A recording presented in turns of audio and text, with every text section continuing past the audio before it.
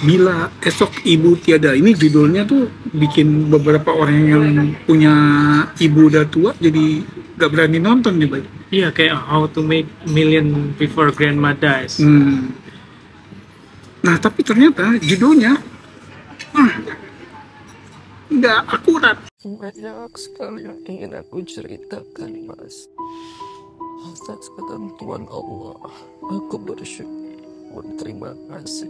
Banyak sekali pembelajaran hidup, ya Allah. The Talkies. Ngomongin film bersama Bayu dan Edoy. Bila Esok Ibu Tiada, film Rudi Sudjarwo. Okay. Ini All Star nih ya. Kita pertama lihat teasernya waktu nonton Togut nih, Bay ya. Jadi yang kaget ada Christine Hakim, ada Adinia Wirasti yang lumayan udah lama hilang ya. Udah lama absen gitu loh. Ada Fedi Nuril, Amanda Manopo, ada Yasmin Naper, Selamat Raharjo, Baim Wong, gitu, Hana Saraswati, gitu. Jadi rame banget. Nah, filmnya sendiri itu kalau dari judul ini kan kayaknya menggambarkan kayak masa-masa terakhir gitu kan. Ibu ya? Ibu. Tanpa spoiler ya, tapi sebetulnya fokus film ini kalau menurut gue adalah gimana romantika anak-anak merawat orang tuanya. Oke, jadi filmnya nih memang cerita Rahmi. Rahmi ini single parent, umurnya 65 tahun. Diperankan Christine Hakim, dia punya 4 anak. Paling yang sulung tuh Tanika Adinia Wirasti, dia tuh punya ad agency sendiri dan sukses. Tapi dia masih serumah, tinggal serumah. Anak kedua musisi namanya Rangga, diperankan Fedi Nuril. Rangga lagi nih ya? Nah, dia udah pisah rumah karena udah menikah. Ya, istrinya diperankan Hana Saraswati. Rangga ini musisi yang sepi job itu, jadi bahkan masih menerima tunjangan dari kakaknya. Dari kakaknya yang sukses itu. Anak ketiga Amanda Manopo nih, namanya Rania. Dia tuh aktris, tapi di level FTV gitu. Nah, dia tuh berambisi pengen bisa main film lah gitu biar naik kelas. Anak keempat mahasiswi namanya Hening, diperankan Yasmin Naper. Nah, dia ini yang anak punk gitulah, gitu, dan darah seninya kuat, jadi dia tuh graffiti artis, kayak gitu. Sorry, bukan, ya memang dia melukis aja, nggak hanya graffiti ya. Nah, hanya anak sulung dan bungsu yang masih tinggal sama ibunya. Si yang aktris ini Rania, dia walaupun belum menikah tapi udah punya apartemen, tinggal di apartemen. Gitu.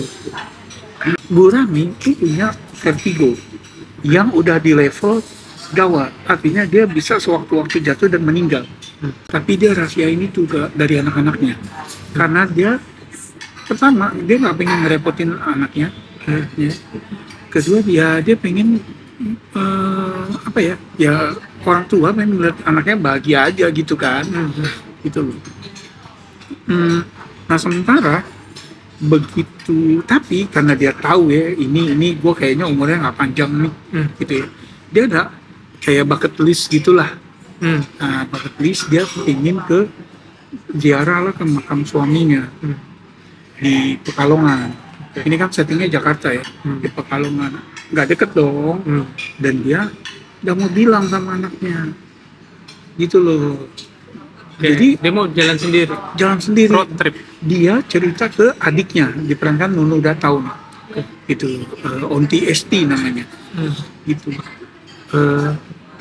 Jalan sendiri, anak-anaknya panik dong, gitu. Nah, akhirnya mereka salah-salahan tuh. Kok lu tinggal sama ibu bisa nggak tahu? Nah, lu nggak serumah, enak aja kalau ada apa kayak gitulah. Jadi ceritanya tuh lebih ke kayak dinamika bersaudara inilah, gitu loh. Sementara ibunya jadi penonton. Kalau ada keributan, ibunya tuh selalu berusaha mendamaikan, karena ya itu tadi, dia cuma pengen melihat anak-anaknya akut bahagia. Itu baik, filmnya baik. Oke. Yang lu suka dari filmnya apa? Yang gue suka adalah interaksi kelima pemain utama nih. Oke, hangat ya. Hangat banget. Berasa. Itu yang gue cari dari sebuah film, kehangatan yang ada di dalam film itu yang kita bisa rasakan. Jadi dari opening, which is salah satu opening favorit gue tahun ini nih, baik. Openingnya itu sebenarnya adegan sederhana, mereka ngumpul ngobrol satu sama lain, tapi dari mungkin openingnya cuma nggak sampai 10 menit, 5 menitan gitu, itu kita udah jelas hubungan mereka, karakter mereka, gitu loh. Jadi si kakak orangnya kayak gini, si adik orangnya kayak gini, itu semua ada di situ. Dan di openingnya ini keluarganya masih lengkap, gitu loh. Masih ada bapaknya. Masih ada bapaknya. Adegan kematian bapaknya itu menurut gue takut salah memilih kata, tapi manis, gitu ya. Enggak yang di dramatis kayak gimana. Semangat. Siapapun yang milih blocking kamera di saat bapak meninggal, ya kan bisa jadi DOP-nya gitu. Siapapun yang milih itu untuk naruh kamera di situ, gue angkat topi. Gue angkat topi di situ, gitu ya. Manis banget. Oke. Interaksi mereka, gitu. Dan gue melihat supporting karakternya di sini juga mungkin karena mereka sadar, gue main all star gitu ya. Step up the game mereka.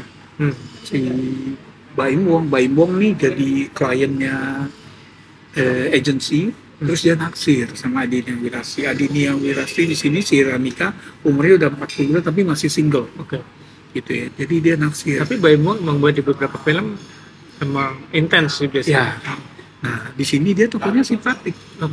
Gitu. Nah, kemudian ada Ana Saraswati yang mukanya kan memang defaultnya jutek ya. Gue suka sih Ana Saraswati karena di serial itu Ular Tangga. Nah, kebanyakan buka baju. Gue harus nonton Ular Tangga. Nah, oke. Default setting mukanya kan jutek. Di sini dia jadi istri yang suportif banget. Gitu. Jadi kelihatan ketika mereka ngumpul ya, datang, kelihatan banget dia nggak cuma sayang sama suami, tapi sayang sama mertua. Kelihatan banget dari gestur-gesturnya, dari bisa ya. Padahal dia kayak paling gampang, secara bukannya gampang jutek kayak jadi villain. Paling gampang jadi villain. Nah, gue juga kayaknya gue mengapresiasi si Rudi Sudjarwo sebagai sutradara ketika kan adegan ensemble-nya ini lumayan banyak ya, baik. Dia bisa bikin itu believable banget nih kayak keluarga. Termasuk yang gue juga suka. Jadi ketika ada dialog di foreground, di belakang ada kesibukan yang natural gitu. Gitu loh. Itu gue suka banget itu, gue menghargai itu gitu loh. Tone-nya juga nggak sesomber ya, nggak sesendu yang orang bayangin. Gitu. Memang temanya adalah mengangkat kematian gitu kan ya, tapi ini sebetulnya lebih ke orang siapapun yang pernah atau sedang merawat orang tuanya, apalagi yang orang tuanya yang udah tunggal, relate sama film ini. Itu termasuk adegan salah-salahan ya, itu berasa banget gitu ya. Nah, itu yang gue suka gitu ya dari film ini. Ada lagi yang lo mau bahas? Nah, kalau yang gue bahas, gue ngerasa di antara kelebihan itu ada yang dikorbankan sama film ini. Yaitu ada subplotnya, misalnya kayak kan si Rangga nih jobless ya, sepi job, istrinya kerja. Adalah satu adegan yang dia curhat ke temennya, aduh gue gitu kan, nih rumah tangga nih masih gue yang tapi nggak dieksplor. Berhenti sampai situ doang. Keputus ya. Gitu. Adalah beberapa subplot gitu, baik. Karena mungkin terlalu banyak ya. Bisa jadi karena ada juga yang subplot mengenai kehidupan artis si Rania, gitu. Yang menurut gue bisa lah dikurangin. Gitu sih, Bang. Skor skor gue suka film ini, gue ngasih ini antara 7,5 sampai 8 lah. Oke. Jadi ini film pada saat kita take udah lebih dari 1 juta penonton ya. Udah 1,5. Jadi pasti di antara kalian yang nonton ini udah nonton juga. Gimana pendapat kalian? Apakah overhype? Apakah overrated? Apakah bagus, hangat seperti kata Edoy? Benar? Coba tolong ditulis di komen. Terima kasih udah nonton. Sampai ketemu di film-film berikutnya. Salam.